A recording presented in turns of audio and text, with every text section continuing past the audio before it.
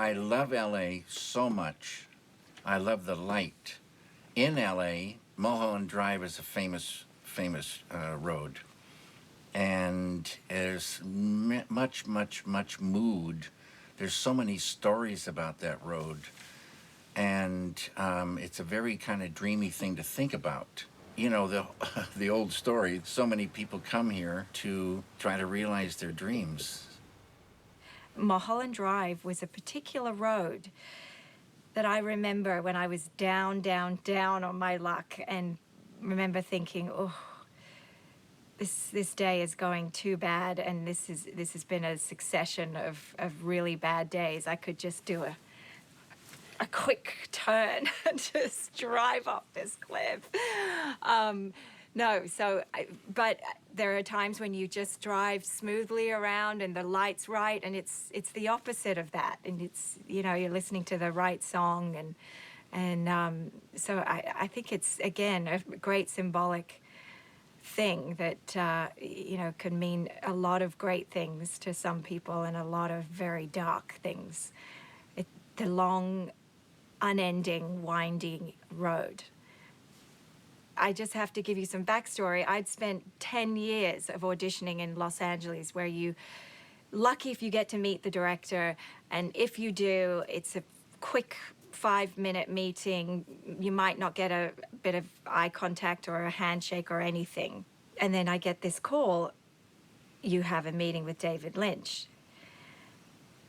And I'm like, oh my God, this is obviously an incredible opportunity. Anyway, nonetheless, David looked at me right away, eyes and connection, and he just was beaming with light, and somehow I just suddenly felt like his energy relaxed me, and I was able to show myself, because I think from so many years of rejection, I built up veneer after veneer and thought, okay, who do they want me to be? Am I supposed to be funny, sexy, smart, shy, quiet? And I didn't know who I was anymore. But whatever, the way he looked at me was just so powerful, and he actually asked me questions. So there was a conversation. It wasn't just eyes on me. I actually felt the courage to talk to him and ask him questions, and suddenly we were two people.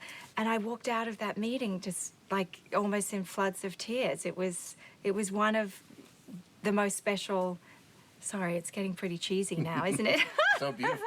Your wish upon a star, whispering on the phone, your kiss when we're alone, the way you thrill my heart, your voice so neat, you say we'll never part, our love's complete, those are all of 16 reasons why I love you. Headshots are one thing, but then I like to meet the people, or sometimes Joanna will has people just talk on video. I never make them audition a scene ever, and I like to talk to people or see them talking, and then I get a feeling about them, and I can see if they can make it through the film. Like I'm running scenes in my head, and they'll see this person can go this far or do that, but that it's not going to work for that, and it goes like that. So eventually, through meeting and talking, I find the people like that. Naomi came in and did not look exactly like the photograph that I had fallen in love with. It was disappointing. It was not disappointing. A little bit. It was devastating. So I asked Naomi if she could come back with some makeup on, and then she did, and we talked some more like this. Naomi was friends with my assistant's son, and they were talking and jabbering away, and then I see another side of Naomi, and already I was maybe, say, 98% there. But that day, I just said, you know, Naomi's perfect, and she turned out to be perfect. So we went to work on the pilot of Mulholland Drive. The title was going to be used as a possible spin-off of Twin Peaks. And then that didn't happen, but the title came over. We gave the pilot, not yet finished, over to ABC television. And the executive in charge watched this pilot at 6 o'clock in the morning, standing up on the phone, drinking coffee with a thing on a TV across the room, and he didn't like it. So On the phone? making phone calls, you know, like an executives they do. So, but, you know, sometimes these things, it happens. Everybody knows that sometimes something looking very negative can be a gigantic blessing. Like with Twin Peaks and Mulholland Drive, it's like I see it as a film. We're shooting celluloid. It's scenes, it's actors and actresses, and places and mood, just like a film. So my friend Pierre Edelman came over from Paris for a visit, and we were talking, and it was very sad that this thing was stopped. And he said, well, let me talk to some people in Paris and see if it could get money to make it a feature. A thing started that took a year. I mean, it was a long time. A year and a half. Maybe a year and a half. I started calling to find out where they stored, you know, the sets, where they stored the props. I started, you know, getting a real bad feeling. All the props went back, they call it back into the stream. Wardrobe back into the stream, sets destroyed. I didn't know what was going to happen. And then right about that time, the contract got done, and that meant we're going. But I had zero ideas. Zero. And this is a true story. That night, the night of the green light, with no ideas, I sat down and did my meditating. And this particular meditation, I dived down in there, and as I say, like a string of pearls, one idea after another came, and I knew exactly what to do.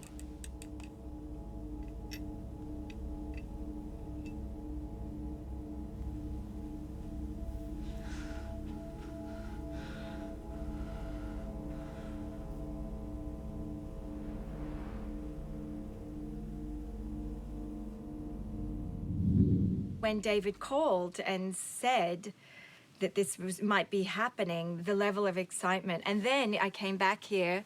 There were 18 pages, I think, extra. I just thought, wow. I mean, right away, every time you look at a script, there's usually one thing that really pops out and goes, oh my God, I get the whole part. I know this woman. I know what to do, and I have to do this. Well, already I had this, so it was obviously that audition scene. Now, if I tell what happened, they'll arrest you and put you in jail. So get out of here before. Before what? Before I kill you. Then they put you in jail. Then I cry, and then I say with big emotion, I hate you! I hate us both!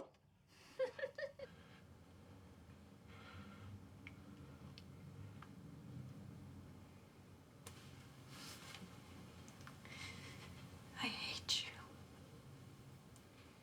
I hate us both.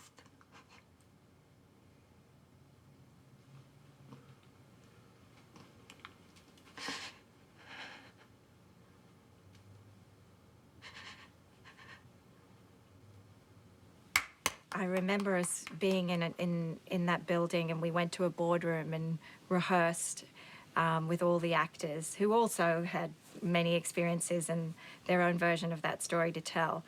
And I just remember seeing the smile on David's face, like it was Christmas. It was a magical moment. It all just worked beautifully. And like all David's films, they're heightened reality or surreal or stylized. And I felt when I was doing some of the scenes, he was pushing and pushing and pushing, and I thought this could be the worst performance ever.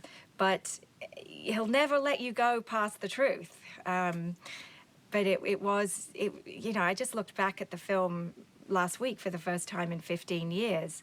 And it was up there, that arrival scene in the airport of Betty's. And he kept saying, he was like, that's great, Naomi. But let's do it again. Let's just go even further. It's like the first time you've tasted ice cream, like you're just a kid whose eyes are popping out of your head. And I was like, I'm like, I felt like almost ridiculous, but it works. This was her dream. David will never allow, even if it doesn't make complete sense to everyone, he'll never let it not be truthful. It has to resonate in authenticity. You've come back.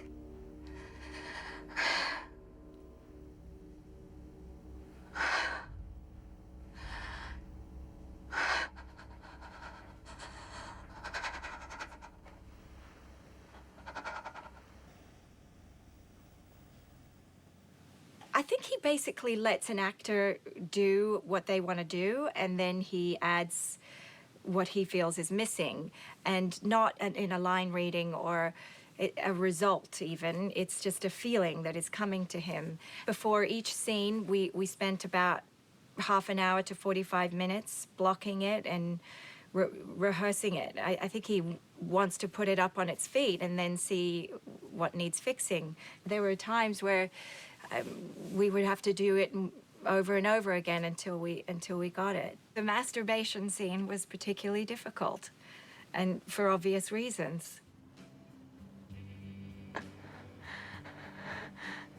First of all, I had a terrible stomachache that day. Do you remember? No, I don't remember. And I I'm was sorry, making Naomi. many visits to the bathroom. Damn. And obviously it was butterflies. I was just kind of freaking out. And so David created this little tent around me, so in order to make me feel comfortable. And I would go from crying to being angry, and and I think he wanted to do it all in one shot, but because I couldn't get to the place, he did that fabulous shot of the fireplace wall. Well, that would have been in there anyway. Oh, would it? Yeah. Okay. I remember saying, as my hands are down the pants, aware of, 35 people outside of the black tent, I remember saying, David, I can't do this. I can't do it. And being mad at him for making me do it. And he just said on his, what do you call those things? Megaphone. Megaphones. Okay, Naomi. Okay. That's okay. No cut. Not hearing the word cut, not hearing any reloading or anything like that. So I just keep going. So I remember being pissed. I was like, okay, because I'm supposed to be thinking of my lovely friend and, imagining her. And I was like, I was pissed off that I had to keep doing it. So we just I did crying, I did anger, I don't know. It was just wildly uncomfortable. The thing with David is he just keeps you going. You want to please him because he's after something really true, and you don't want to give up.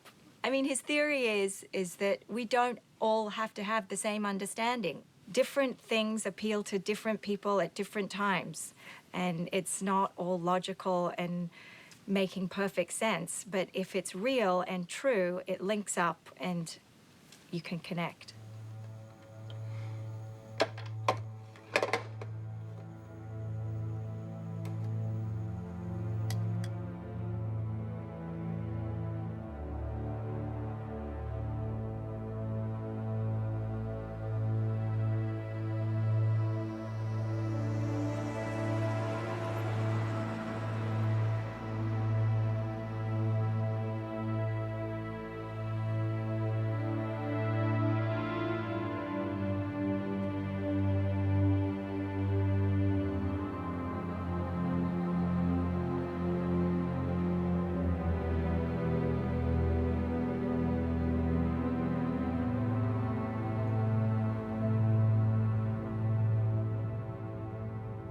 The theme of Mulholland Drive. Angelo and I were working. It had nothing to do with Mulholland Drive. And I don't remember why, but I wanted a Russian feel for something. And we wrote, Angelo wrote a Russian thing. And then we were working, I wanted another Russian thing. And so we were working on that Russian thing. But both of them kind of came to a dead end. And so I said, why don't you try, Angelo, put the two together? And Angelo his head is kind of wobbling. He's running the notes in his head. He starts playing, and there's the theme to Mulholland Drive. Unbelievable heart and emotion comes through that music. It's so beautiful. I sit near Angelo, sometime on the piano bench, and I talk in words. It doesn't matter really where we start. Same like with rehearsal, you start where you start, and I talk to Angelo, and he plays what I talk. And if it's not right, I say, no, Angelo, and I have to change my words. After a while, and it happens pretty fast, Angelo will catch something. Angelo, that's so beautiful. And off we go. And that's how it works. Okay, there's a story about Angelo from Blue Velvet. Angelo, we were shooting in the Slow Club, and Angelo is playing piano with a band on stage while Isabella sings Blue Velvet. And so we're setting up shot. The piano is on the edge of the frame. Isabella is in the center. Angelo senses where the camera is, and he starts scooting closer and almost off the piano bench to get in the shot. So once you get that idea about Angelo, he's kind of shameless. I always say,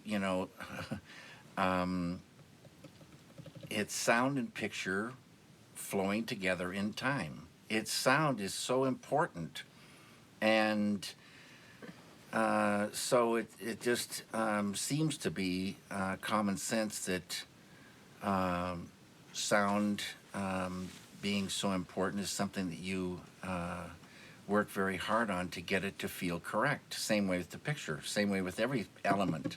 All these elements have got to feel correct.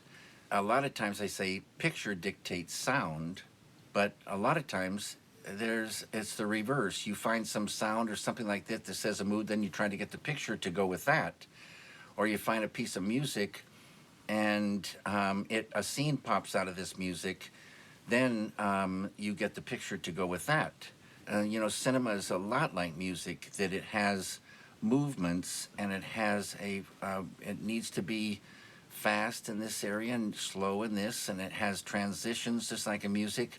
When all the elements are going together, you can get a thing. I always say the whole is greater than the sum of the parts. Sola llorando, llorando, llorando, no es fácil de entender que al verte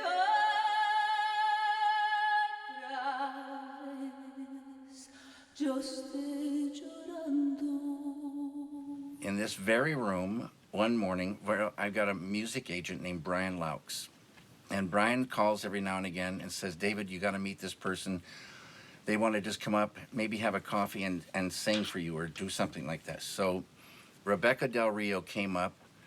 She's less than 5 minutes off the street, and she goes into the booth there, and John Neff is sitting on the console and hits record, not for no reason really, except everything's kind of set up, and she's fresh off the street.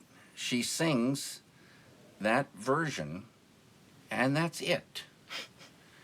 And that version ended up in the film, and that version got me thinking, and I'm thinking and thinking, and that her version married with this other idea, and then that whole Silencio scene was born. It's all recorded. No, I, banda. It is all a tape.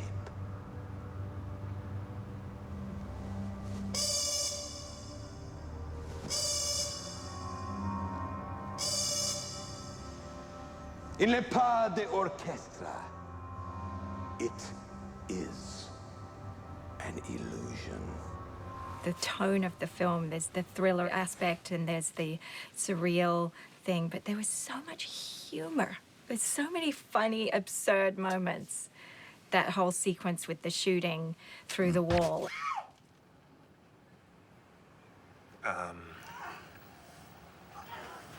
He has to, like, how he keeps making mistakes. I mean, that was just brilliant. I love it. But that's David. His sense of humor is one of his most wonderful attributes. And then there's the love scene too that people. Oh yeah, people love that.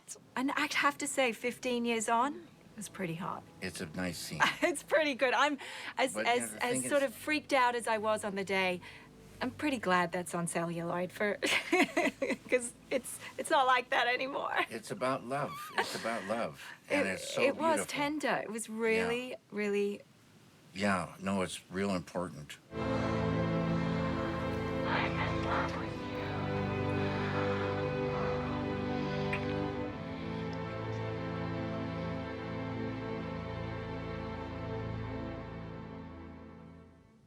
My assistant, Gay, she went to some screening or something, and she told me about it the next day, and she said, oh, and it was so fantastic because Ann Miller was sitting right in front of us. I said, Ann Miller, and she said, she's would be perfect, you know, for Coco. And I said, she sure would be. And anyway, one thing led to another, and there was Ann Miller. I don't believe you met my mother. Hi, I'm Diane Selwyn. Well, just call me Coco. Everybody does. Pleased to meet you. What a great gal she is. She is so, so great to work with. But everybody was great on that. Everybody was great. Monty Montgomery, there you go. Yeah, see, a lot of those people are just his friends, not real Well, actors. you know, the thing is, like, Gay, one thing about Gay, she wasn't a good typist. She wasn't a very good assistant, even. But I loved her so much. I would dictate to her, and I felt like I could say anything. It was such a good feeling in the room.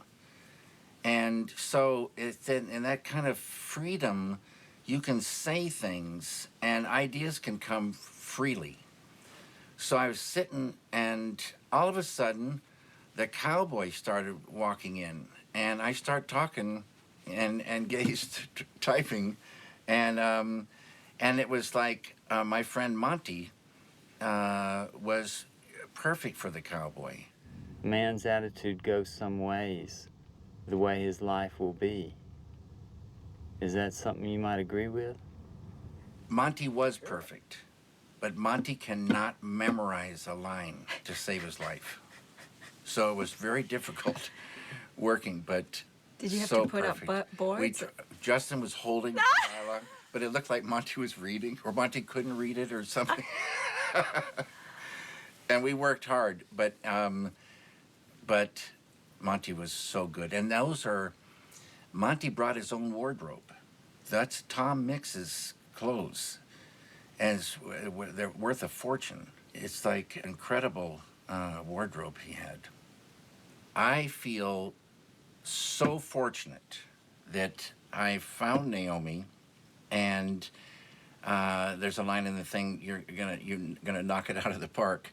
Naomi knocked this thing out of the park. She is such a fantastic actress.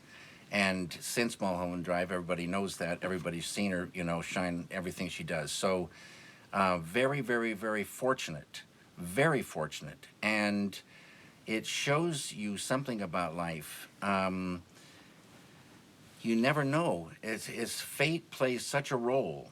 And all these years, Naomi's going along with the stuff, but never gets a green light. And so when you get a green light, it's such a beautiful blessing, and you can show what you've got. And she had the stuff. Well, thank goodness Yeah, but it's that not you me. made that No. happen. Yes, your No, Naomi. genius tapped into. Yeah, it's You like- it's- took all the crap away from me that was telling me I was no good and not worthy, and I'm wasting your time. Let me get out of here quickly. He sat me still and said, I'm interested in you. And therefore I was able to. I could sure cry. love you. I sure love you, Naomi. You're fantastic, and it's, like you said, so fortunate. So fortunate.